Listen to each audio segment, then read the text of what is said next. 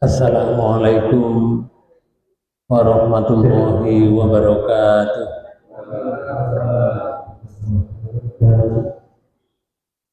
Bismillahirrahmanirrahim.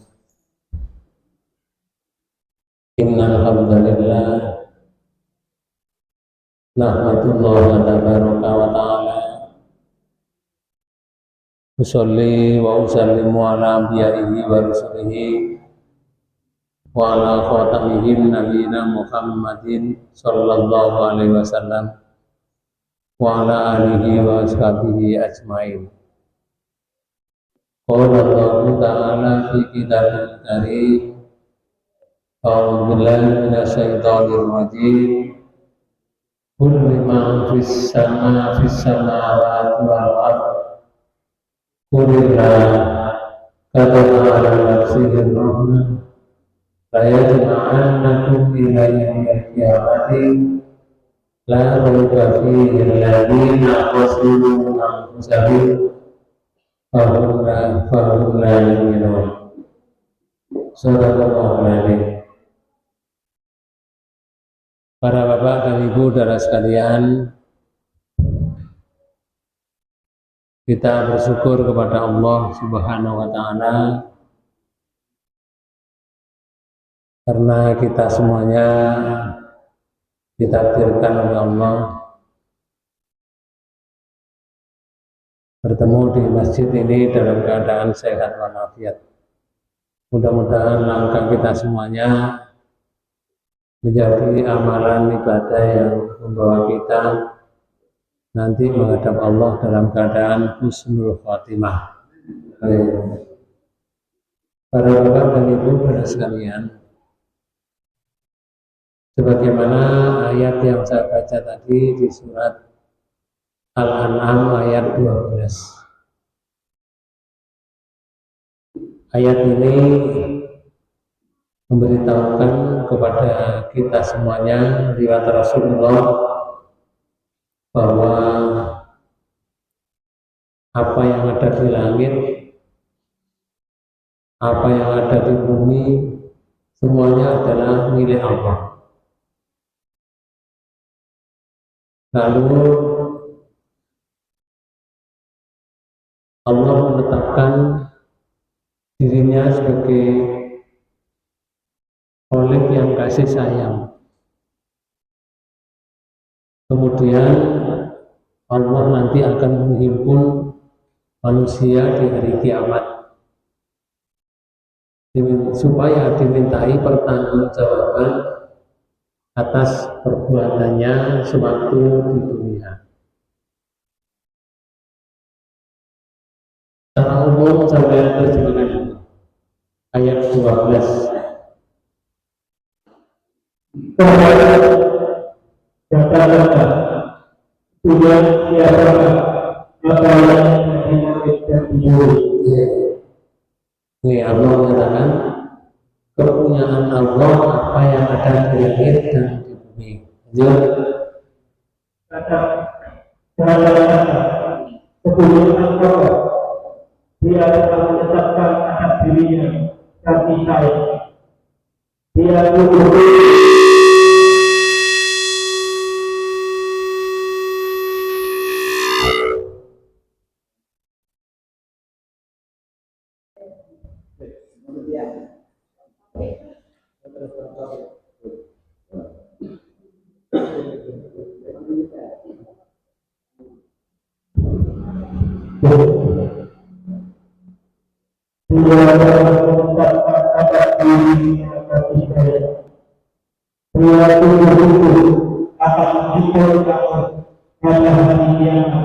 yang tidak ada orang-orang yang berhubungan diri mereka tidak berdiri. Bapak Ibu mendengar jelas dengan ayat itu. Ini speakernya kurang baik ini.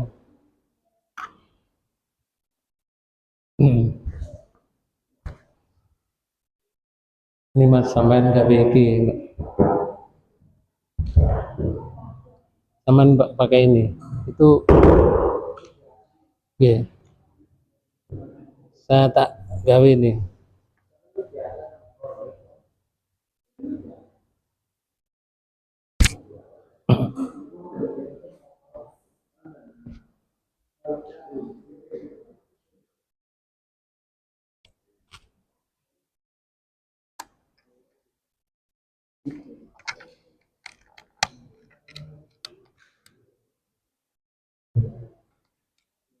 Teman pakai ini, saya pakai. Nah, monggo.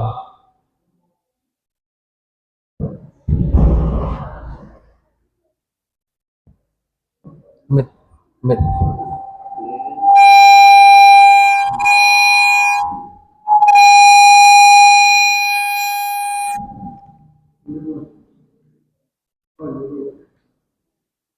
Yeah.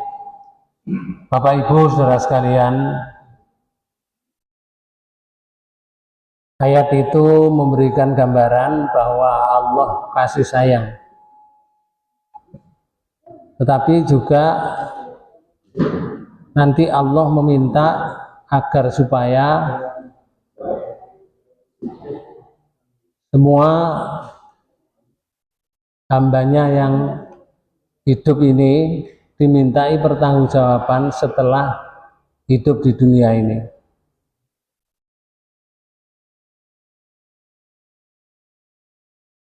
Jadi yang pertama, dunia ini milik Allah. Kita tidak punya, yang pertama. Kemudian yang kedua, Allah menetapkan pada dirinya bahwa Allah itu kasih sayang terhadap hambanya.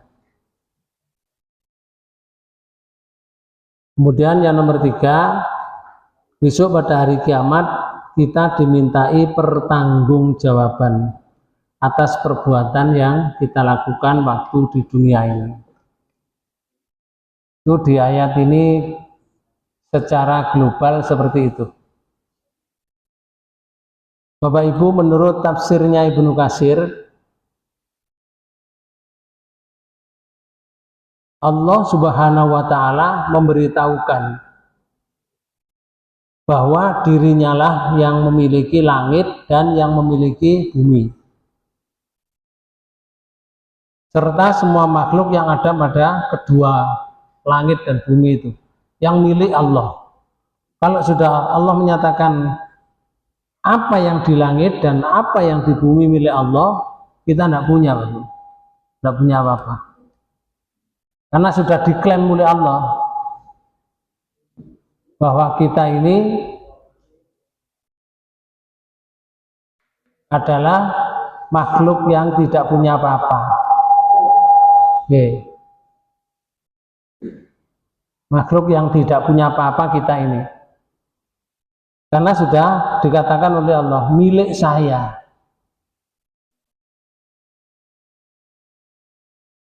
Dalam sebuah hadis Rasulullah menyatakan, innallaha lamma khalaqal khalqa kataba kitaban indahu fauqal arsy inna rahmati taglibu ghadabi.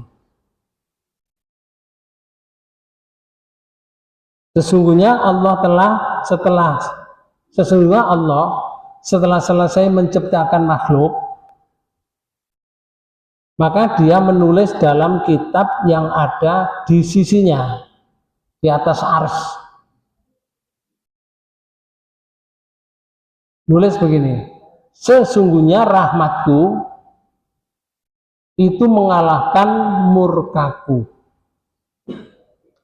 Jadi kalau Allah itu murka,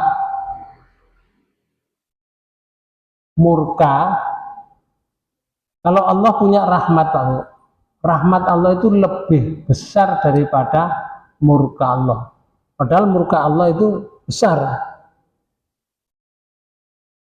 Oleh karena itu orang yang punya dosa, walaupun setinggi langit dosanya, walaupun setinggi langit,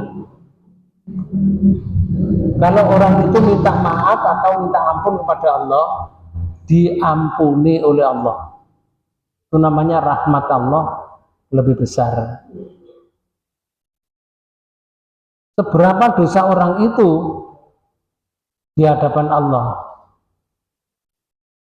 Mulai kecil berdosa sampai umur 55 tahun. Dosa terus minum, mabuk, judi, zina misalkan. Sampai umur 55 tahun. Allah murka enggak? Murka. Terus tobat, setelah 55 tobat, umur 60 meninggal. Kalau dia tobatnya sungguh-sungguh, namanya tobat nasuha, maka ketika dia berbuat buruk selama 55 tahun itu diampuni oleh Allah. Itu namanya rahmat. Rahmat Allah lebih besar. Orang itu ada kesempatan masuk surga walaupun berbuat maksiat itu selama sekian tahun, tapi tobatnya sungguh-sungguh. Contohnya ya, Umar bin Khattab dan sahabat-sahabat Rasul yang baru masuk Islam ketika Rasulullah menjadi seorang nabi, menjadi seorang rasul, itu sudah umur 40 tahun Rasulullah. Orang-orang di sekitarnya Bu, yang musuhi Rasulullah umurnya 50 tahun, 55, umurnya swida, umurnya yang ada 40 juga sama dengan Rasulullah. Sekian tahun kemudian mereka itu masuk Islam. Mereka masuk Islam. Maka tobatnya diterima oleh Allah, masuk surga.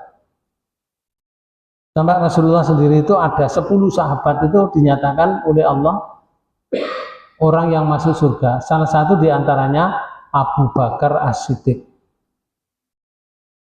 Abdurrahman bin Auf, dan yang lain. Ada 10 orang disebut oleh Allah masuk surga. Masuk surga temenan Pak Bu. Walaupun dia baru masuk Islam itu beberapa tahun saja. Kemudian di situ ada kalimat nih,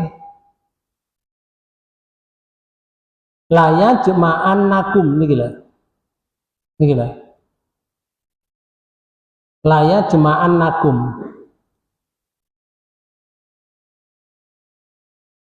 Di sini lam yang pertama ini Allah menyatakan laya jema'an nakum ila yaumil kiamati la raiba fi.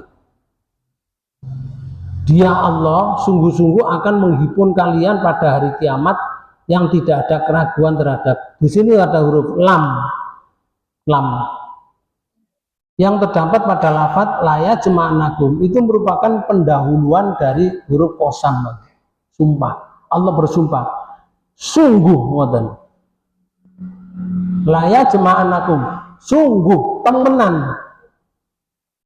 Itu huruf qasam, huruf sumpah. Sungguh aku akan menghimpun kamu pada hari kiamat yang tidak ragu, tidak diragukan kedatangan hari kiamat. Makanya di tafsirnya Ibnu Katsir itu disebutkan Allah bersumpah dengan menyebut nama dirinya yang maha mulia, bahwa Allah bersungguh-sungguh akan menghimpun semua hambanya di waktu tertentu pada hari yang dikenal, artinya hari kiamat. Yang hari kiamat itu la raiba fi, tidak ada keraguan padanya. Hari kiamat itu gak diragukan, bener nanti pasti ada, cuma belum datang. Artinya yang keberadaannya tidak diragukan lagi itu di hari kiamat. Adapun hamba-hambanya yang ingkar dan mendustakannya, mereka tenggelam dalam keraguan. Sampai hari kiamat itu ragu-ragu tentang kejadian hari kiamat. Gak percaya? Saya beri contoh ya. ada salah seorang pada zaman Rasulullah namanya Al-As, anaknya Pak Wa'il. Makanya sebutannya Al-As bin Wa'il. Ketika Rasulullah menerangkan hari kiamat, Al-As nggak bisa nerima otaknya, nggak bisa menerima. Akhirnya dia pulang terus menggali kuburan. Setelah digali, kemudian diambil tulang belulangnya itu, diadai sesuatu, mbok kresek mbok apa diadai situ, ya. Biyen wis ana kresek tak guru kira-kira. Nggih. Mbok karung nggo napa nggih, pokoke diadai kali Al-As bin Wa'il. Disebutkan Pak Bu, ditunjukkan. Sampai Allah menurunkan ayat seperti ini di surat 36, surat Yasin. Di ayat 77 itu Allah menyatakan gini, A'udzubillahi minasyaitonir rajim. Awalam yaro insanu anna khalaqnahu min nutfatin fa idza huwa khasimun mubin. Oke, surat 36 ayat 77. Dan apakah manusia tidak perhatikan bahwa kami menciptakannya dari seperti air? Apa manusia tidak memperhatikan dirinya itu dulu asalnya dari air, namanya air mani. Apakah tidak memperhatikan manusia itu? Apa terus jadi tulang belulang ngono? Kan tidak. Asalnya dari air, setitik air, namanya air mani. Diproses oleh Allah jadi anak, gede-gede, tulangnya besar. Ketika mati, dagingnya hancur kena tanah, tulang belulangnya masih ada. Apakah tidak berpikir, dulu itu asalnya setitik air mani, lalu maka tiba-tiba ia menjadi penantang yang nyata. Oh, ini gimana? Tiba-tiba menjadi penantang yang nyata. Ini Al-As bin Wa'il. Penantang yang nyata itu buktinya mana? Di ayat 78. Wa daraba lana masalan wa nasiya khalqah. Qala may yuhyil idama wa hiya ramim. Oke. Dan dia lupa bagi kami. Dan dia lupa pada kejadian. Lupa kejadiannya dulu dari air. Dari perumpamaan kepada Allah. Isinya perumpamaan ngeten. Ia berkata, siapakah yang dapat menghidupkan tulang belulang yang telah terbunuh? Qala may yuhyil idama wa hiya ramim. Dia berkata, siapa yang dapat menghidupkan tulang belulang yang seperti ini? Ditunjukkan oleh Al-As bin Wa'il. Lalu Rasulullah disuruh jawab. Jawabnya tidak aneh-aneh, Pak. Suruh jawab begini. Ya Rasul, jawaban ya. Wong sing ngomong nunggu jawaban. Kul ayat 79. Yuhyiha alladzi ansa'aha awwala marrah wa huwa bikulli khalqin alim. Nah, ya Rasul, jawaban ia akan dihidupkan oleh Tuhan yang menciptakannya dari yang pertama. Jadi tulang belulang itu nanti yang menghidupkan Allah yang menciptakan manusia kali pertama. Kali pertama itu ya seperti ini, Bang. Saya gini kan, kita ini ciptaan yang pertama ini, Bang. Yeah. Diciptakan oleh Allah pertama. Saat dulu kan guru diciptakan. Mosok biyen dadi apa? Mosok biyen dadi kethek lak mboten to? Kan menungso langsung ya. Ini jenenge ciptaan pertama. Allah yang menciptakan kali pertama, yaitu nanti dikembalikan lagi oleh Allah. Kulitnya yang kembali, tulangnya kembali, tidak dikurangi sama sekali oleh Allah. Wa huwa bikulli khalqin alim. Dan Dia Maha mengetahui tentang segala makhluk. Nah, segala makhluk itu Allah Maha mengetahui karena Allah yang menciptakannya. Maka Bapak Ibu sekalian, ada orang yang tidak percaya di hari kiamat itu Pak Bu, namanya di hari maksar. Menurut Quran surat 18, surat Kahfi ayat 48, Allah menyatakan begini, wa uridu ala rabbika sawfa laqad ji'tumuna kama khalaqnakum awwala marrah. Nah, ini bal za'amtum allan naj'ala lakum mau'ida. Dan mereka akan dibawa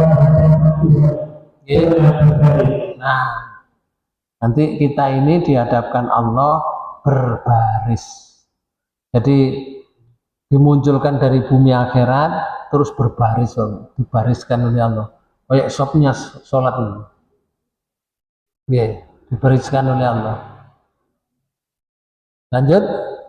Sesungguhnya kami datang kepada kami sebagaimana kami menciptakan kamu pada kali yang pertama. Nah, nanti kamu itu kita ini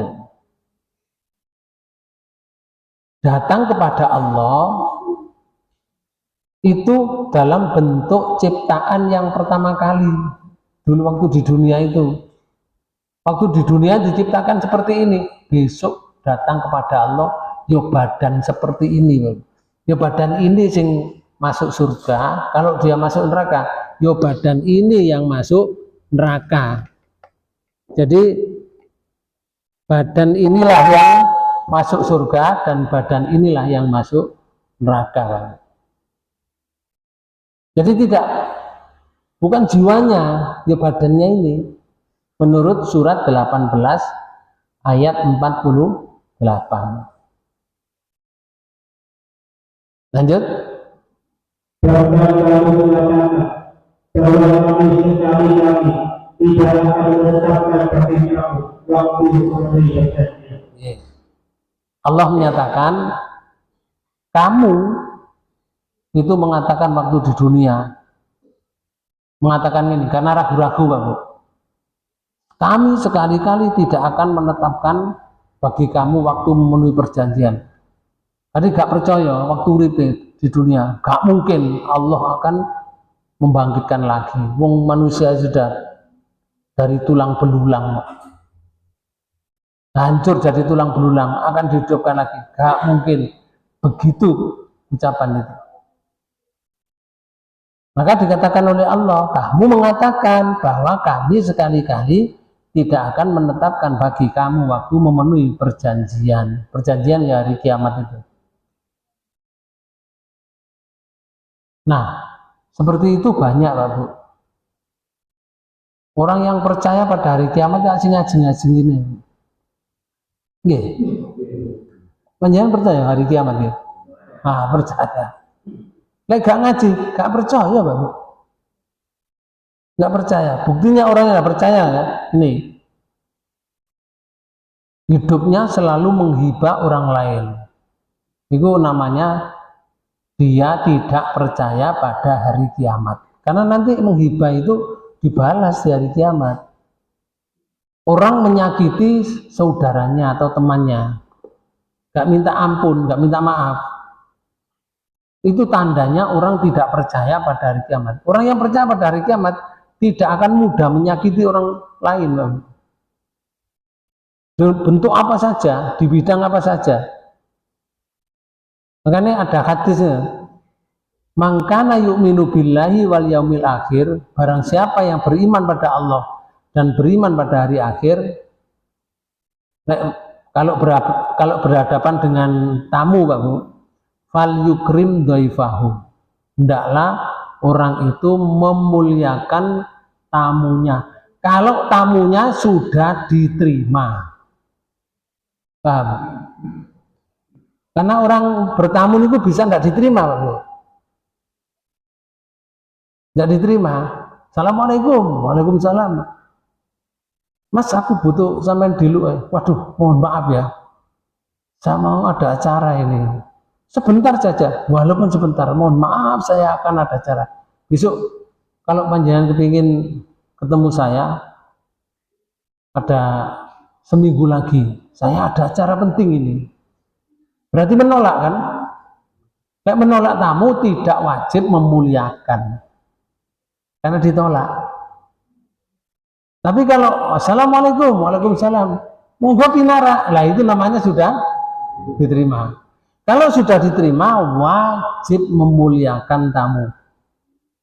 Dimuliakan itu ya dikai panganan, dikai ngombe, ngoten Bapak. Dijak omong sing apik, nek gak duwe panganan. Itu namanya memuliakan tamu. Itu tandanya orang yang beriman pada Allah dan beriman pada hari akhir. Menurut hadis tadi, fal yukrim dhaifah. Contoh lagi, ada hadisnya tadi. Man kana yu'minu billahi wal yaumil akhir, barang siapa yang beriman pada Allah dan beriman pada hari akhir, fal yakul khairon, hendaklah berbicara yang baik. Auliyasmut, lek gak iso menengoai. Kalau kita misalkan berkumpul dengan teman kita, saudara kita, kok kumpulku kira-kira ngomong ya, kok menyakiti hatinya teman. Wah, sing tak omong itu orangnya sakit agak ya, lek sakit, gak ngomong Pak Bu, menengai, wongnya meneng. Gini ku wong sing beriman pada Allah dan beriman pada hari akhir. Tapi lek ngelos mawon, ngomongnya ngelos, sehingga kancane tersinggung dan seterusnya. Itu tandanya orang yang tidak beriman pada Allah dan hari akhir. Enten gitu yang ngeten. Nah, itu Pak Bu. Padahal kadang-kadang wis ngaji bareng ngomong. Nggih. Ya wis mari ngaji lali Pak Bu. Ngoten lho. Nah, Bapak Ibu sekalian, yang pertama, manusia diciptakan pada kali yang pertama menghadap Allah di mahsyar nanti. Lalu Rasulullah bersabda dalam hadis riwayat Muslim dari Aisyah radhiyallahu anha,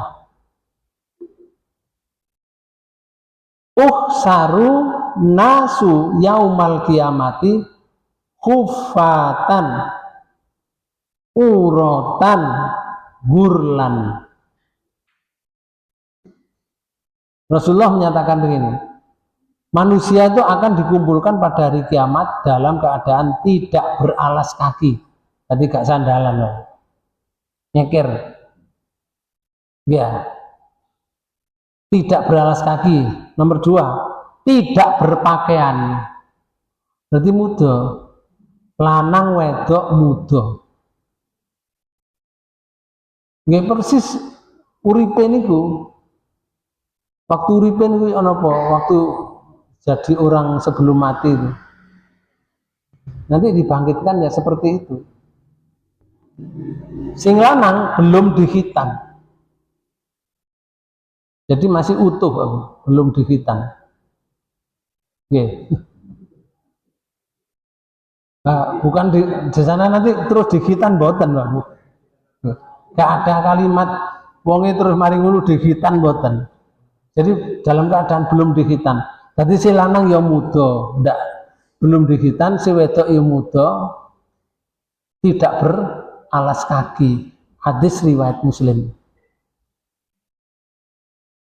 Nah, nanti diberi baju Pak Bu, nanti. Cuma ngeten kalimatnya dan tidak beralas kaki niku, orang yang pertama diberi pakaian adalah Nabi Ibrahim. Nabi Ibrahim alaihissalam itu yang pertama kali dikai pakaian. Nabi Ibrahim itu dulu kenapa kok waktu di Maksar itu diberi pakaian? Karena ketika dihukum oleh Namrud, Nabi Ibrahim itu dilucuti, pakaiannya dilepas, kemudian dinaikkan ke atas begini, terus ditumpakno suatu kayak tepil ngeten, kayak tepil ditarik rono, terus diculno, serut mesti roto, dalam keadaan telanjang. Sedangkan di bawah ini api yang bergejolak. Maka Nabi Ibrahim dipermalukan di hadapan banyak orang dalam keadaan telanjang. Nah, besok orang yang pertama kali diberi baju Nabi Ibrahim, bukan Nabi Adam loh. Nabi Ibrahim. Dalam hadis riwayat Bukhari, hadis nomor 4371. Inna awwala may yuksa yaumal kiamati Ibrahim. Rasulullah menyatakan ini. Sesungguhnya orang yang pertama kali diberi pakaian pada hari kiamat adalah Nabi Ibrahim. Ini menurut hadis riwayat Bukhari. Nah, setelah itu Bapak-Ibu sekalian, setelah Nabi Ibrahim kemudian merembet kepada para syuhada, para sholihin, terus para tabiin, tabiin, ya, para nabi yang lain, ya, terus para syuhada, para sholihin, ya, kemudian para tabiin, tabiin, terus sampai dewi.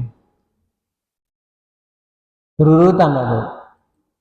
Makanya yang kedua ini, yang diberi pakaian yang kedua adalah orang yang meninggal dalam keadaan dia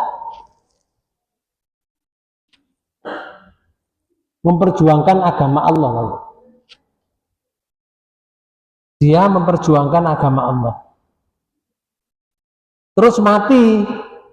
Mati ini jenenge mati napa? Mati syahid. Orang yang mati syahid itu nanti akan dapat pakaian setelah para nabi. Oke? Setelah para nabi, Bapak. Siapa orang yang contoh, ya? Orang yang mati syahid itu seperti ini, Bapak. Yang mati syahid. Bisa kelihatan? Nah, ini. ولا تحسبن الذين قتلوا في سبيل الله أمواتا بل أحياء عند ربهم يرزقون. Ini orang yang mati syahid, diberi rezeki oleh Allah. Dia walaupun mati dalam keadaan tersenyum karena ditunjukkan surga. Ini mati syahid. ويستبشرون بالذين لم يلحقوا بهم من خلفهم Iki masa ngerti lek mati syahid. Saya mau mati lah masa ngerti nih. Tak kayak biasa ya.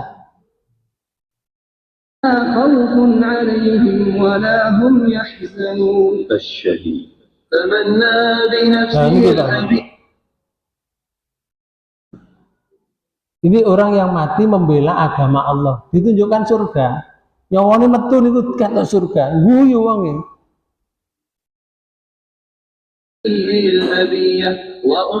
Contoh lagi. Ini.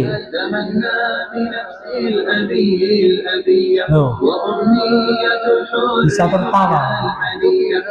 Walaupun dia sakit, disakiti, ditembak dan seterusnya.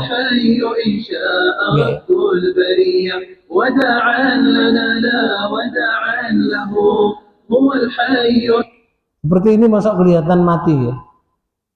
Betul. Ya, loh ini loh. Jadi matinya dalam keadaan tersenyum karena ditunjukkan surga. Ya, orang-orang seperti itu nanti yang setelah Nabi Ibrahim, setelah para nabi, para rasul, mereka diberi pakaian. Kemudian Bapak bisa lihat yang kedua, ya orang termasuk orang yang mati syahid. Orang yang mati syahid itu walaupun sudah lama Pak Bu, sekian ribu tahun, jasadnya itu tidak dimakan oleh tanah. Sebagaimana Rasulullah itu menyatakan, sebetulnya tanah ini tidak akan bisa memakan jasad saya. Kalau Rasulullah menyatakan seperti itu, berarti Rasulullah badannya utuh.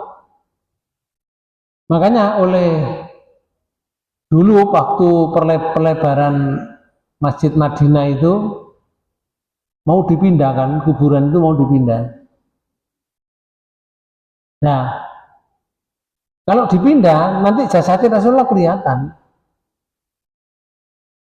Nah, orang itu kalau tidak hancur Pak Bu, kalau tidak hancur jasad itu kan tinggal kulit dengan tulang.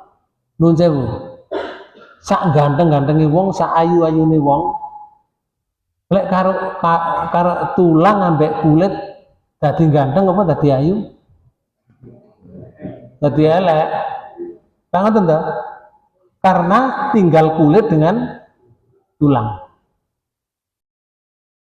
Akhirnya oleh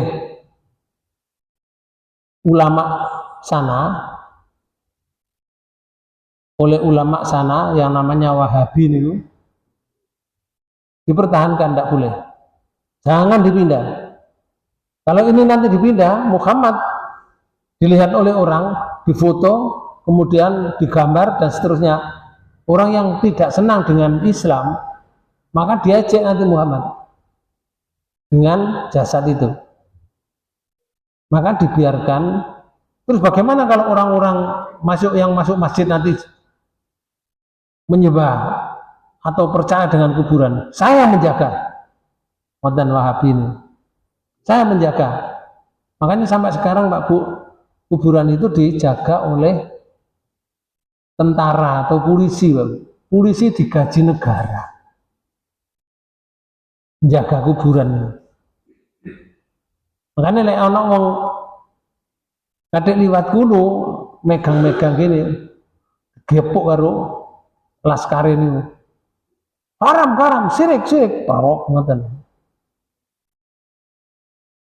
Orang yang liwat di depannya kuburan atau makamnya Rasulullah itu nggak dipindah sampai sekarang, sehingga dalam masjid Bapak kuburannya. Makam Rasulullah itu dulu kan dimakamkan di ambennya, jadi tempatnya tidur Rasulullah di situ ketika Rasulullah wafat niku atau meninggal ya. Maka dimakamkan di bawah amben itu, di rumahnya, di kamarnya Pak. Nah kamarnya itu deket kan masjidnya dan nah, sekarang dilebarkan. Masjid Madinah kan lebar Pak, luas, tanahnya luas, akhirnya menjadi tanah di dalam masjid. Ini sahabat Rasulullah Pak, yang dulu memperjuangkan agama Islam. Ini tahun 2013 kemarin, sekarang 2025. Tahun 2012 itu terjadi di 13 itu terjadi di Madinah itu Pak Bu, banjir bandang. Sehingga tanah yang ada di Madinah yang banyak pasir itu pasirnya tergerus. Karena tergerus, maka orang yang meninggal atau yang mati dulu tahun sekian dulu, jasadnya keluar Pak Bu. Karena tergerus, apa nih gini? Pasirnya itu tergerus. Nih.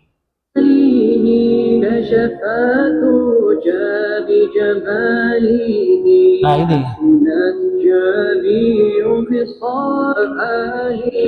Akhirnya kelihatan jasad-jasadnya itu.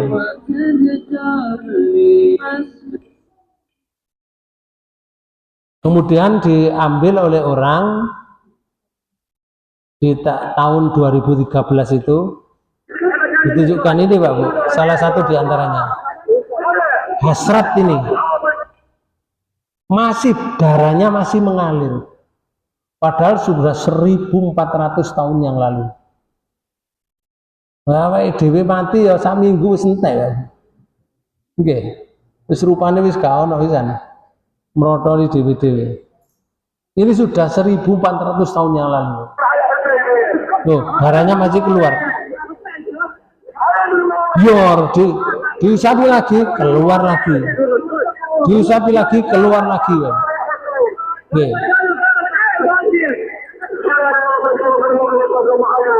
Ini enggak ada darahnya, keluar. Ini banyak orang jadi enggak kelihatan. Coba ini, biar langsung keluar loh. Darah segar loh. Oke.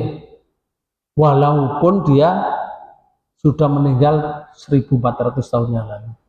Karena mati syahid. Ini iki lho, ketok nang surga, ketok. Awake dhewe surga kurung ketok. Halo? Nggih, nah ini surga wis ketok. Artinya pasti orang ini masuk surga karena memperjuangkan agama Allah. Lah itu nanti mendapat pakaian. Pamannya Rasulullah waktu perang Uhud itu meninggal oleh Waksi. Itu ini di satu tempat atau di 100 orang pasukan Zaid posisikan oleh Nabi SAW. Nah, di sini ini Gunung Uhud, Bapak. Ya, pas Uwah ke sana menjelaskan ini kisah Uhud ini waktu perang Uhud kan begini. Lalu di sini Bapak sekalian keluar ini Waksi yang melempar tombaknya itu Pak Bu, terkena pamannya Nabi namanya Hamzah. Tapi orang ini pada akhirnya masuk Islam. Setelah masuk Islam, Rasulullah menerima, silahkan kamu masuk Islam. Kamu sudah saya maafkan. Rasulullah menyatakan ini, tapi aku ndak gelem, ndak mau ketemu wajahmu. Rasulullah sendiri, saya tidak mau ketemu wajahmu. Tapi sudah diampuni oleh Rasulullah, sudah masuk Islam. Dan Waksi termasuk orang yang giat beribadah, orang yang beriman, masuk surga nanti juga. Cuma waktu itu Rasulullah nggak mau ketemu, Pak Bu. Berarti kalau orang itu nggak mau ketemu kancane karena ada sesuatu, boleh menurut ini. Ya, Waksi itu pernah terjadi Rasulullah dengan Waksi itu seperti itu. Lalu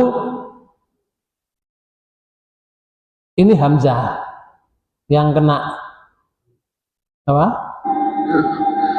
Nah, dilempar nih. Masuk. Dadanya kena, Pak. Waktu di perang Uhud. Maka wafatlah beliau. Kemudian Nah, ini dijelaskan oleh punya dendam luar biasa. ini Hindun, Pak. Hindun ini begitu Hamzah sudah jatuh, ambilkan pisaunya, Waksi itu dibedah kerat dadanya, Pak. Terus jantungnya itu, hatinya itu dipedot kerat, dimakan di hadapan Rasulullah. Cuma tidak bisa masuk, tidak bisa masuk. Ada hadis Bapak nyatakan dagingnya orang mati syahid itu kalau dimakan, orang yang makan itu tidak kesentuh neraka, api neraka. Makanya tidak bisa masuk. Tapi pada akhirnya orang ini, Hindun ini masuk Islam setelah Rasulullah menguasai kota Mekah. Jadi pada akhirnya masuk Islam, walaupun umurnya tinggal sedikit dengan wafatnya itu. Nah, Bapak sekalian, dibelahlah dadanya, diambil hatinya, lantas dikunyahlah pada saat itu.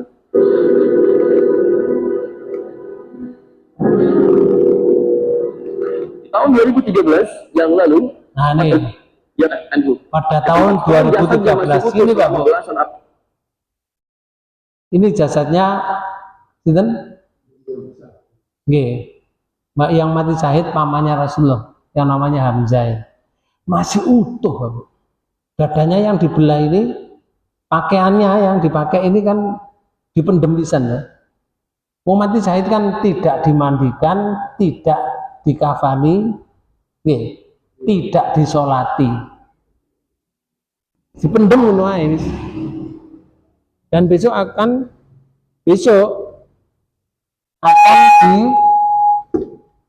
dibangkitkan oleh Allah dalam keadaan pakai baju seperti itu.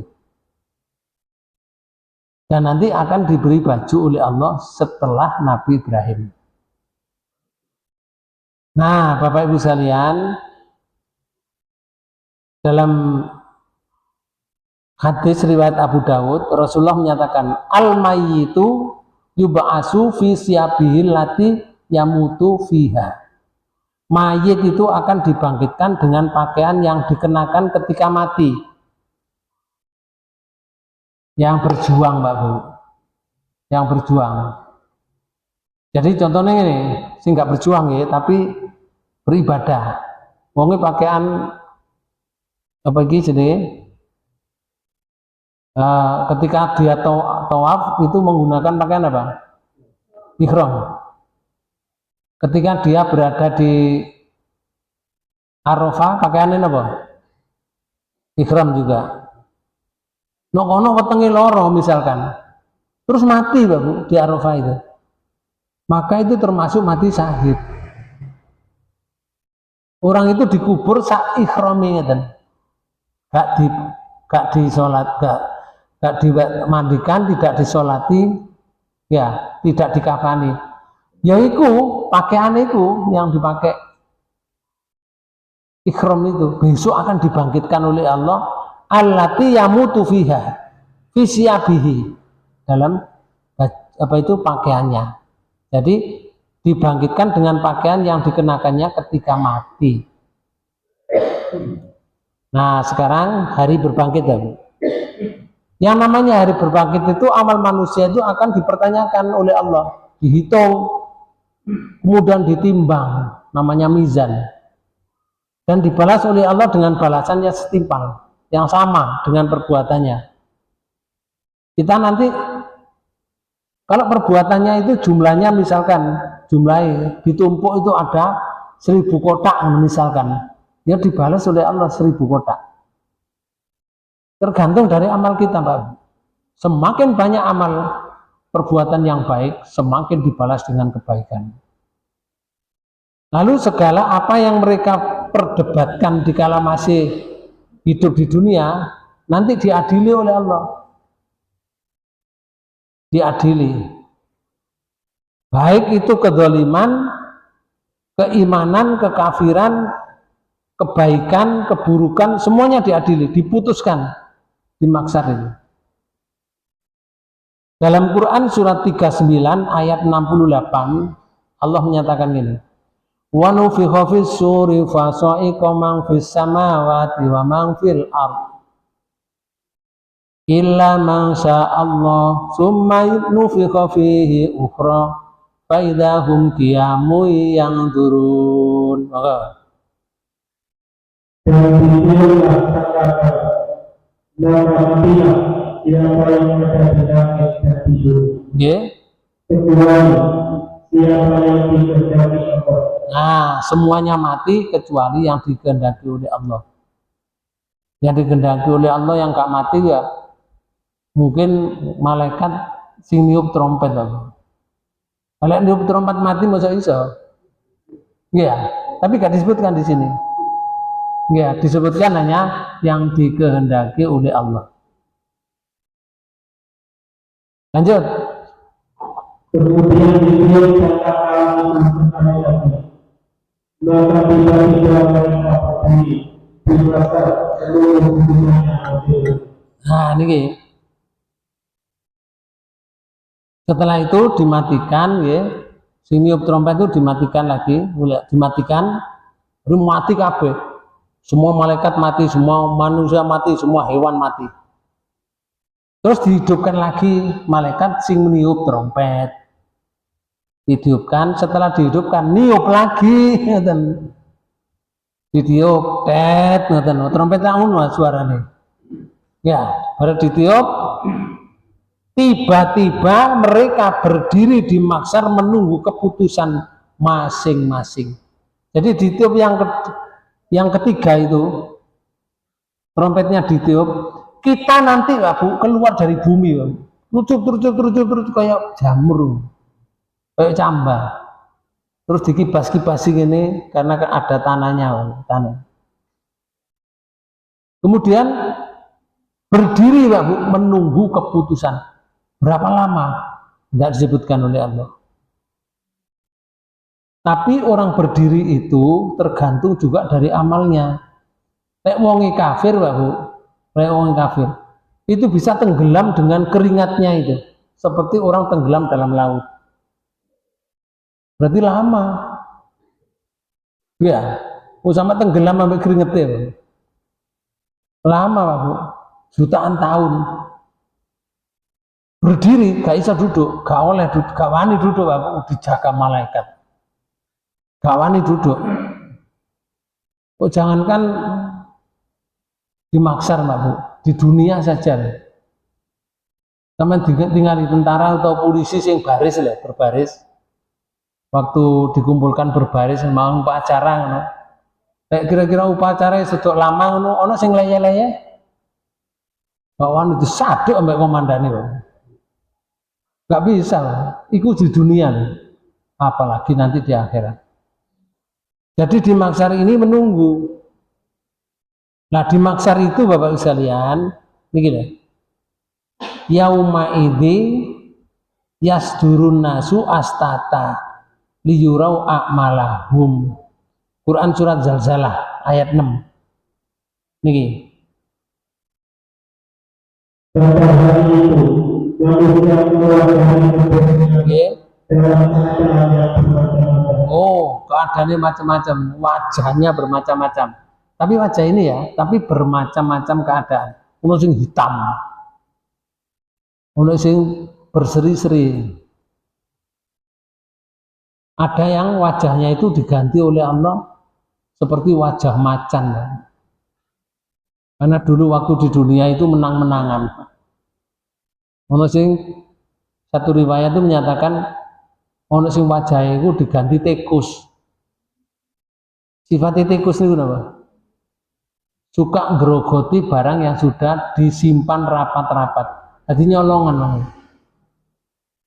korupsi, nyolongan, jadi tikus gitu.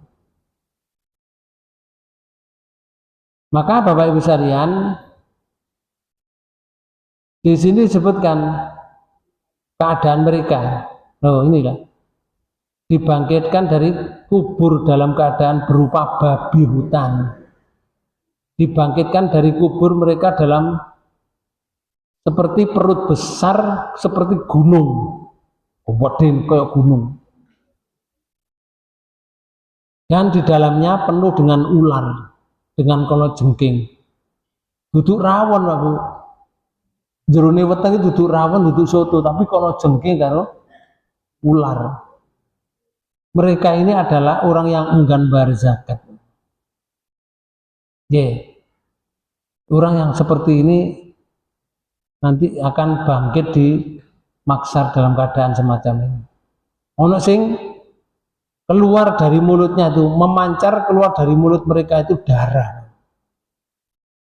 Ada yang dibangkitkan dari kubur itu keadaan lehernya terputus, jadi leher itu pedot, tapi urip. Nah ini leher itu pedot loro enggak kira-kira?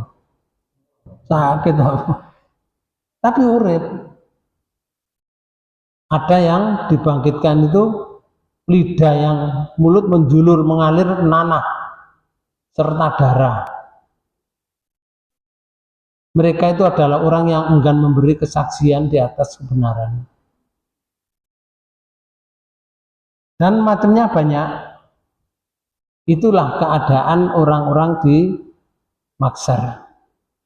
Lalu Bapak Ibu sekalian, menurut tafsirnya Ibnu Katsir, mereka kembali kepada mauqif hisab, tempat penghisapan, dalam keadaan bercerai-berai dan bermacam-macam, ada yang celaka dan ada yang berbahagia.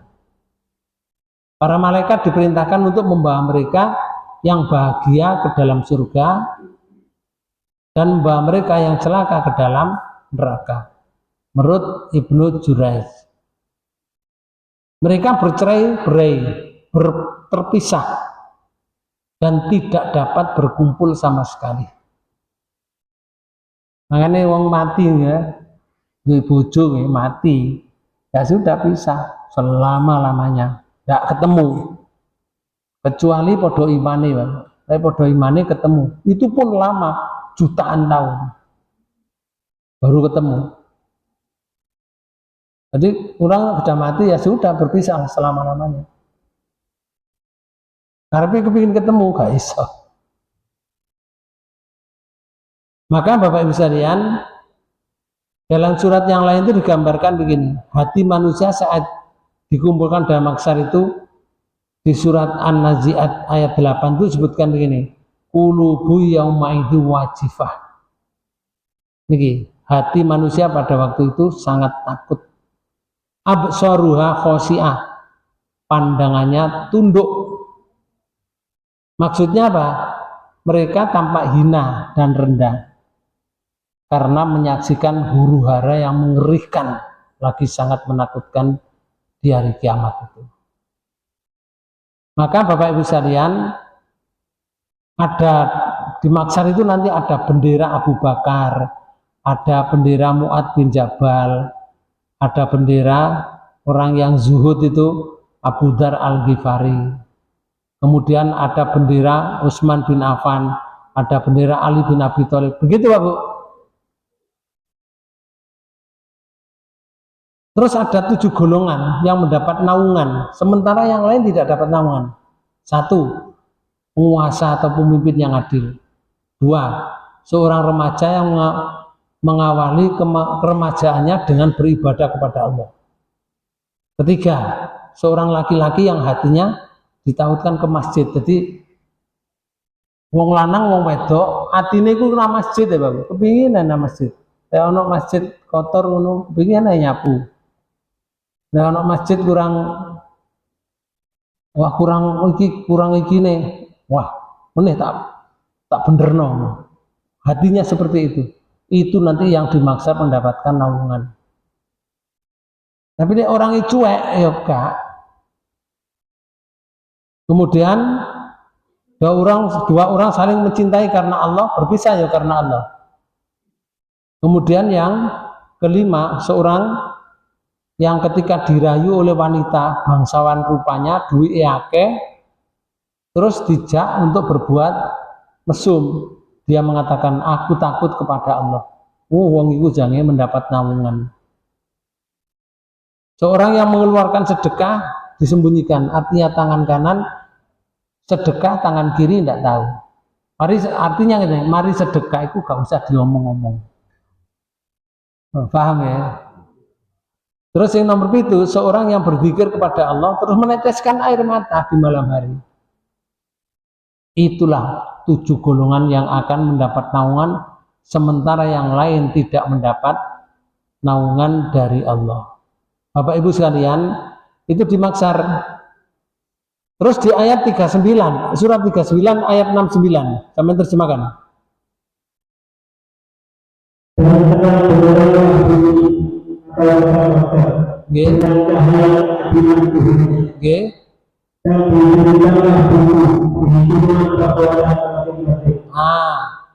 Terang benderang itu gak ada bangunan, gak ada sungai, gak ada gunung, gak ada batu.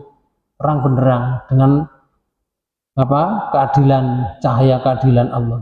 Mari ngono dikai catatan hasil hidup. Jadi muga wonten mriki niku jenenge apa? Rapot Pak, kayak rapot. Rapotnya masing-masing. Diwaca masing-masing. Terus dan dijalankanlah para nabi dan saksi-saksi dan diberi keputusan di antara mereka dengan nabi. Nabi-nabinya kalau kita Nabi Muhammadnya nanti dia datangkan umatnya itu kepada Rasulullah, didatangkan, ini umatmu dah, ya Allah itu umat saya. Lalu disebutkan, ya Allah orang lain mengaku saya umatnya Muhammad ya. Rasulullah tidak mengakui, bukan ya Allah, umat saya tidak seperti orang ini, dia tidak melakukan apa yang saya bawa, yang engkau perintahkan kepadaku. Ono sing ngono Pak Bu, nanti di Maksar itu. Lanjut. Sedang mereka tidak dirugikan sama sekali.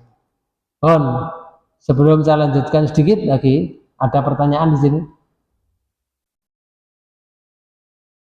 Monggo. Niki kali mikin.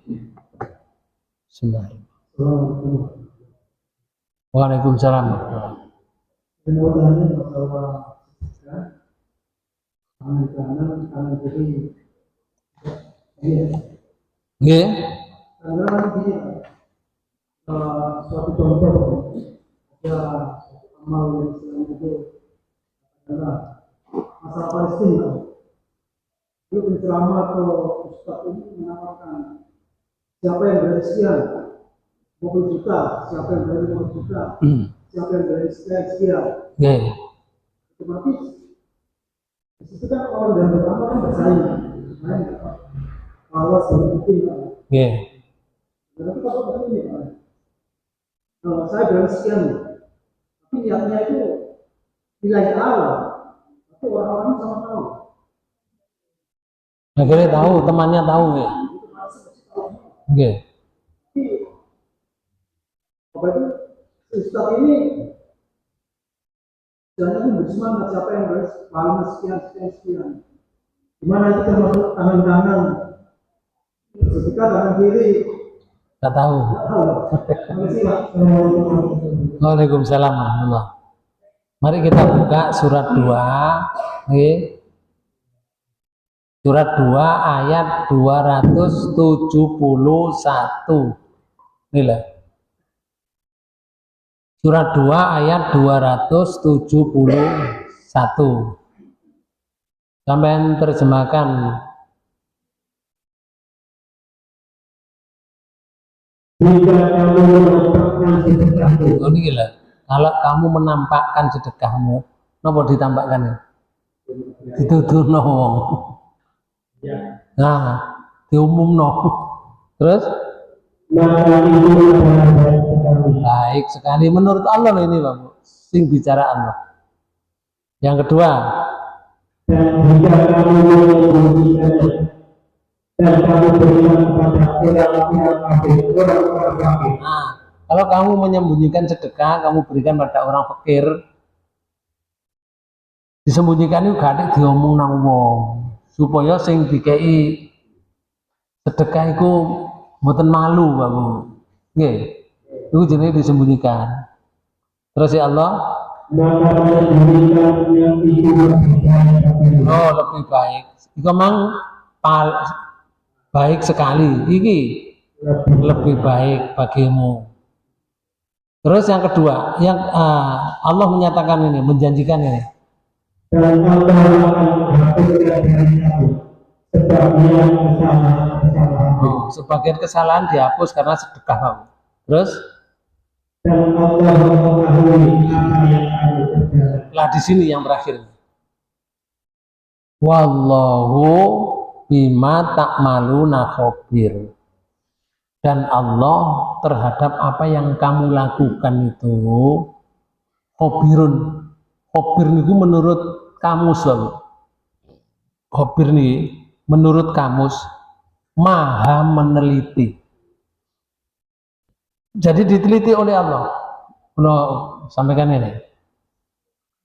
Ada orang sedekah, nah masjidnya dan misalkan, Mas, tolong nanti diumumkan ya, saya ini sedekah 7 juta, umumkan nanti. Terus diumumkan, Bapak Abdul Wahid, sedekah untuk masjid, sumbangan masjid 7 juta rupiah. Rungu apa enggak? Nah, Pak Bu, saya yang sedekah 7 juta itu, Allah bisa memperhatikan kita. Allah maha meneliti. Saya mengatakan, Mas umumkan, itu kepingin mendapatkan pujian orang, atau saya kepingin orang-orang supaya meniru atau mengikuti menyumbang. Kalau misalkan Mas umumkan, isinya ini, wong-wong cek nyumbang, cek podo nyumbang, boleh. Begitu juga yang kedua, menyembunyikan Pak Bu, menyembunyikan ini. Menyembunyikan itu berarti lek ngekei matanya, mata ini dengan mata itu, lek mataku ambek matane, nggih. Nah, iki lah wong loro ini iki lah jenenge rahasia to. Nggih. Petuk ini rahasia disampaikan. Misalkan kula ngekei wong baju rupane kuning misalkan. Baju kuning, ono wong papat tak kei baju kuning. Warnane kuning podo. Pas rapat RT lho Pak Bu.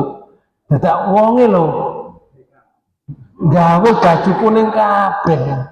Dilalah kersane Allah, gawe baju kuning kabeh. Katik jejer pisan. Lunggone lho jejer lho. Nyuwun sewu, tadi kuning. Tadi saya yang memberi itu sifatnya rahasia kan. Gak ono ruwong. Sing ngekei ambek sing dikei karo Allah yang tahu. Dadak mari ngene rapat ngono ngomong ngene. Jejer kula kandhani ngene, Mas. Kula langsung delok. Wong sing baju kuning ono papat itu. Ya, kok iso kembar ngene apa? Iku aku sing ngekei.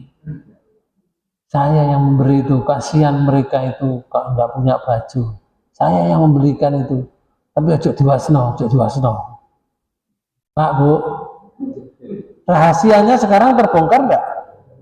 Sudah enggak rahasia lagi kan? Maka Allah Maha tahu seperti ini. Tapi kalau dia diam, tidak dibuka rahasianya, tetap Allah khabirun, Allah Maha meneliti. Berarti orang itu baik. Ini janji Allah menghapus dari kesalahan-kesalahanmu kalau dia tidak membocorkan kepada orang lain, dihapus kesalahannya. Begitu juga tadi karena niat Allah mengundang orang-orang supaya melok nyumbang, nah ngono dihapus dari kesalahan manusia itu dihapus oleh Allah dengan sedekah itu. Betul nggih? Nggih. Ada yang lain? Bu Ibu? Nggak ada ya? Nah, kalau nggak ada berarti sudah selesai. Mudah-mudahan pertemuan ini dibarengi hidayah Allah Subhanahu wa taala. Dan kita mendapat tambahan ilmu ya. Tapi didik ya Bapak Bu, didik, tapi dilakoni terus didik. Oleh didik, ping balak-balik ya udah diake. Akhirnya gelasnya ya. Tapi yang enggak didik sing sabar. Terus niki sampean tandani speaker ini, cek enak. Ngaji niku sing paling penting itu speaker. Nggih. Sampeyan gak dandani kula nggawa salon nggih. Nggih. Gak nggawa cilik ngene tapi nggawa salon. Demikian yang bisa saya sampaikan, lebih kurang mohon maaf. Kita tutup pertemuan ini dengan bacaan hamdalah. Subhanakallahumma wa bihamdika asyhadu an la ilaha illa anta astaghfiruka wa atubu ilaik. Wassalamualaikum warahmatullahi wabarakatuh.